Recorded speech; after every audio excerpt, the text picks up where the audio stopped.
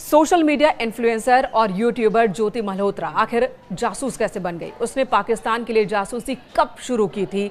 उसने पाकिस्तान को भारत की कौन कौन सी खुफिया जानकारी पहुंचाई है और पाकिस्तान के अंदर किन किन अधिकारियों के संपर्क में थी? आखिर एक मामूली सी यूट्यूबर कैसे पाकिस्तान के अंदर पहुंचती है और वहां पर पंजाब प्रांत की मुख्यमंत्री के साथ वो ब्लॉग बनाती है? आखिर वहां के फंक्शंस में वो हिस्सा लेती है? कौन उसकी मदद कर रहा था और इन सबके पीछे का उद्देश्य क्या है? अब तक कौन कौन सी खुफिया जानकारी वो पाकिस्तान के अधिकारियों को पहुंचा चुकी है और पहलगाम आतंकी हमले में किन किन जानकारियों का इस्तेमाल हुआ है? क्या पहलगाम आतंकी हमले में कोई हाथ है ज्योति मल्होत्रा का भी? इन सभी सवालों के जवाब तलाशे जा रहे हैं। खुफिया एजेंसी, स्थानीय पुलिस इस वक्त ज्योति से पूछताछ कर रही है। 5 दिन की पुलिस कस्टडी में ज्योति को रखा गया है।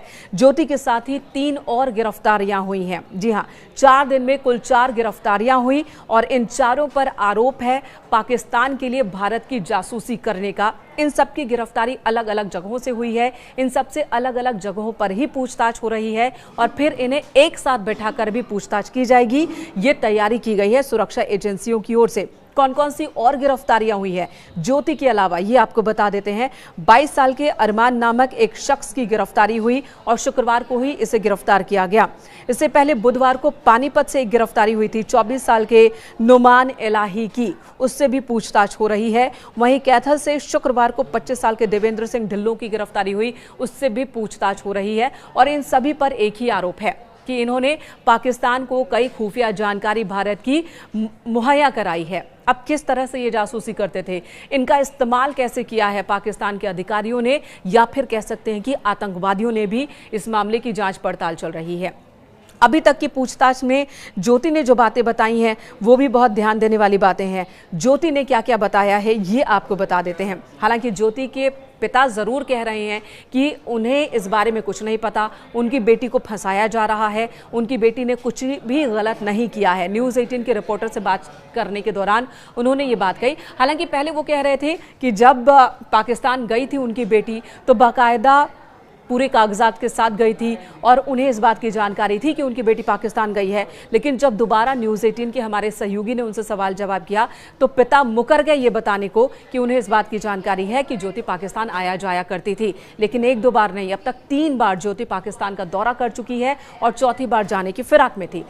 जासूसी के आरोप में ज्योति मल्होत्रा नाम की एक यूट्यूबर को गिरफ्तार किया गया है। इस वक्त हम ज्योति के घर पे मौजूद हैं जहां से उसकी गिरफ्तारी हुई है। उनके पिता हरीश मल्होत्रा हमारे साथ हैं। कब पुलिस आपके घर आई थी ज्योति? मेरे घर आई थी वीरवार को। क्या बोल के? कुछ भी नहीं बोला, चुपचाप अंदर बैठ गए।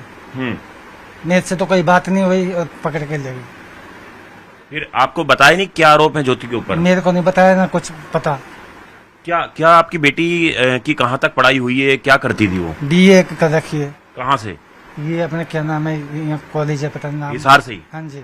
और आपको बता था कि यूट्यूबर है, ब्लॉगर है वो? यूट्यूब तो ये चलाया करती, फिल्म वीडियो बनाया करती, छोटी मोटी जो भी है। बाकी और कोई पंगा कौन था जी। और आप क्या करते हैं पेशे से? मैं तो पॉलिश का काम करता हूँ जी। अच्छा, और एक भाई आपके यहाँ रहते हैं? हाँ जी। लेकिन आपको कभी नहीं पता चला कि वो पाकिस्तान गई है? 3 बार पाकिस्तान जा चुकी है ज्योति, उसके वीडियो हैं सबूत के तौर पे। मालूम नहीं है जी मेरे को तो। उसने कभी नहीं बताया वो कहाँ जाती थी? दिल्ली जाया करती जी।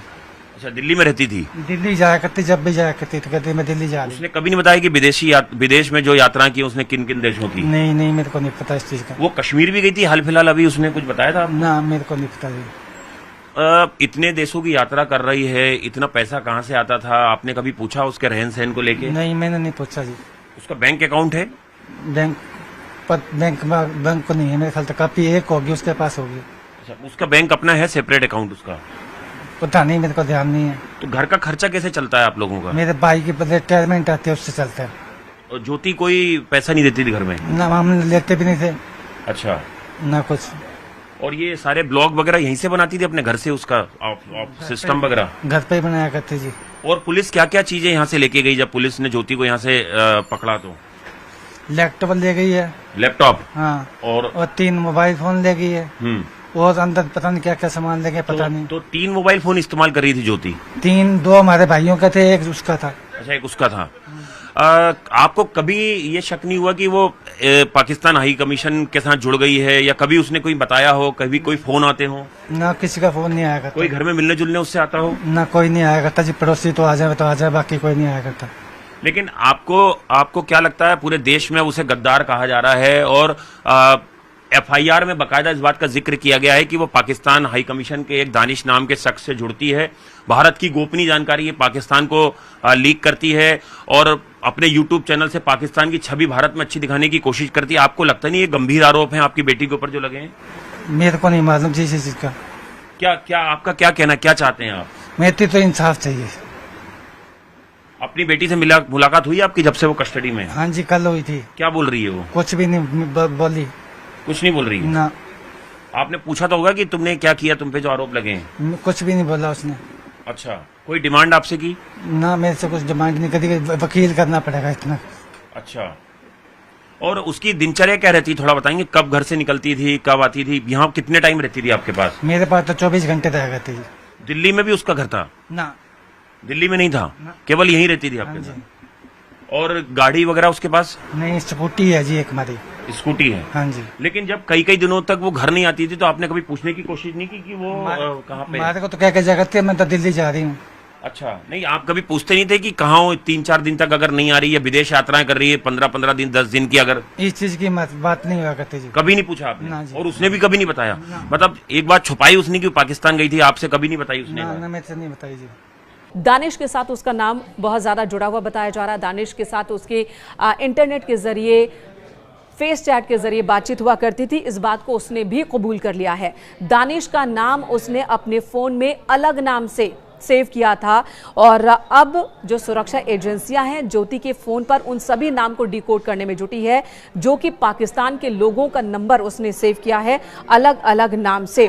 पुलिस पूछताछ के दौरान ज्योति ने बताया कि पाकिस्तान में शाकिर और राणा शहबाज से उसकी मुलाकात करवाई गई थी, मोबाइल नंबर का आदान प्रदान हुआ था और उसके बाद वो भारत लौट आई, फिर बातचीत होने लगी।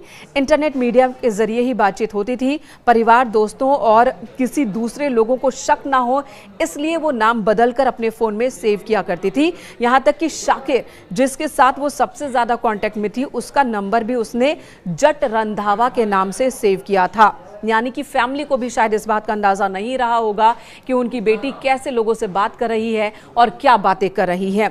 ज्योतिष का दानिश के साथ सबसे गहरा संबंध बताया जा रहा है। ये वही अधिकारी है जिसे भारत की ओर से कहा गया था कि वो तुरंत 48 घंटे के अंदर ही भारत छोड़ दे और पाकिस्तान लौट जाए। इसी महीने दिल्ली में मुलाकात की थी दानिश से ज्योति ने और दानिश पर भी यही शक सुरक्षा एजेंसियों को था कि वो भारत की जासूसी कर रहा है, भारत में पाकिस्तानी दूतावास में रहते हुए।